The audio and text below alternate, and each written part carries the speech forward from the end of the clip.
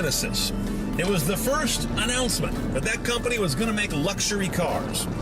Well, now that no one's laughing anymore, let's drive the second generation Genesis as it comes along to finish the job. And well finished it is.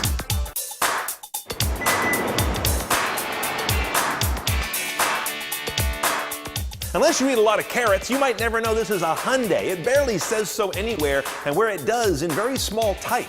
It communicates Genesis in these winged badges that could have been aped right from Bentley. Now look at the overall proportions. You've got a long hood, a short deck, and kind of a coupe-like, almost fastback roofline. All of this communicates more youth than we expect from so-called nice luxury cars. Another thing to look at here is the lack of gaudy jewelry. In the past, the Korean car makers have been very given to going kind of over-larded when they want to communicate luxury. This one's got European restraint. Structurally, notice this. The car is almost the exact same length nose to tail as the outgoing first-gen car, but they've pushed the wheels out 3 inches, the wheelbase between the axles. That's a big stretch in automotive terms. It gives the car shorter front and rear overhangs that look sportier. It also should give it more directional stability and a nicer ride. Now, the first thing I notice inside this Genesis is how handsome it is. That restraint I talked about on the exterior carries over inside. It's got a lot of Kia DNA. Kia's always been more of your sort of Dwell magazine, Herman Miller Knoll look, and Hyundai was always a little bit fuddy-duddy. Not anymore. The sole concession might be this clock, but even that's been modernized nicely. Directly in front of me is a bit of a surprise. Traditional gauges with dials. A lot of cars in the premium category have gone to all video here. It doesn't bother me though, because I've got a very useful, very clear LCD helper panel in front.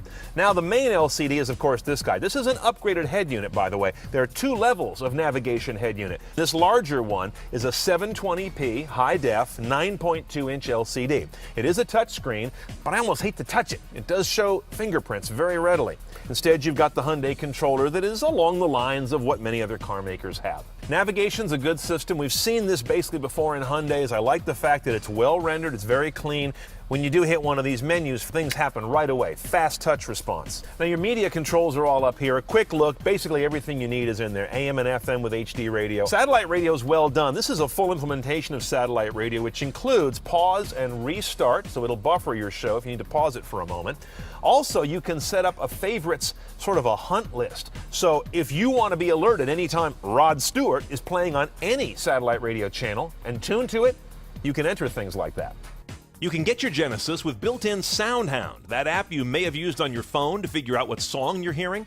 But oddly, it's only available on the base head unit in this car, not our upgraded one. Now let's go to BlueLink. BlueLink used to be Hyundai's basically version of OnStar. A lot of find your car, crash notification stuff. It's getting more interesting though. You now can search for destinations live on the air via Google. Do an internet search and then say take me there. That's a trick that pretty much the Germans had to themselves until recently. You've got send to car, of course, from your Google navigation, and then the usual diagnostics and such. You've got Siri Eyes Free support in this car as well, so if you want to use this voice button to actually call up Siri on your iOS device, that will work. And finally, I want to show you the HUD on this car.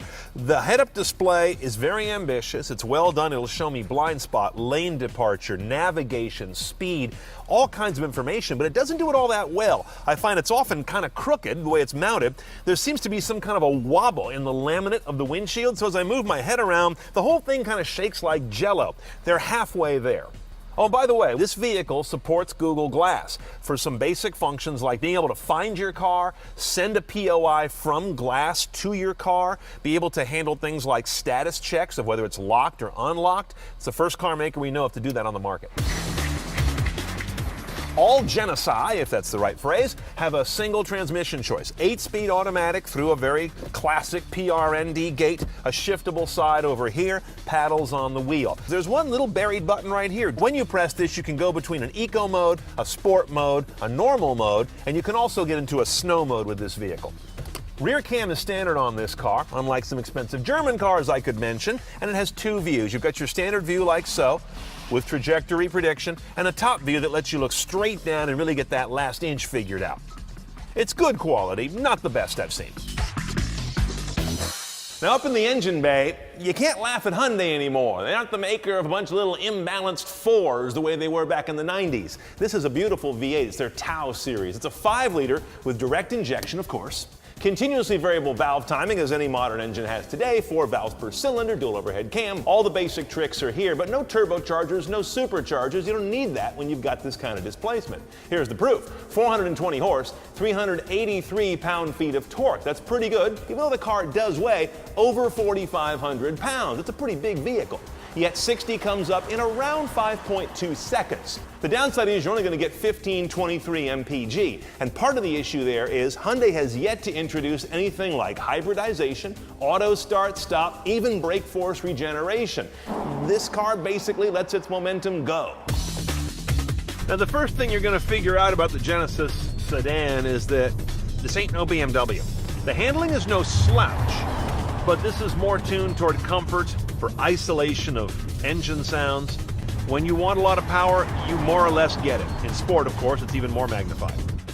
Turn on that active lane keeping technology, and I dare you to overpower it. It gets involved as soon as I start to drift toward that line, and it's really aggressive, as well as being very smart and nuanced. In addition to that active lane correction, it's also got some steering guidance where it'll find the curve in the road, slight curves we're talking about, and guide you along and keep you in the lane. You can also get this car to stop all the way down to 0 from up to 50 miles an hour. That's part of its pre-collision technology. Adaptive cruise control, of course, that's almost required on a car in this class, but it's standard on this car, not in all its competitors.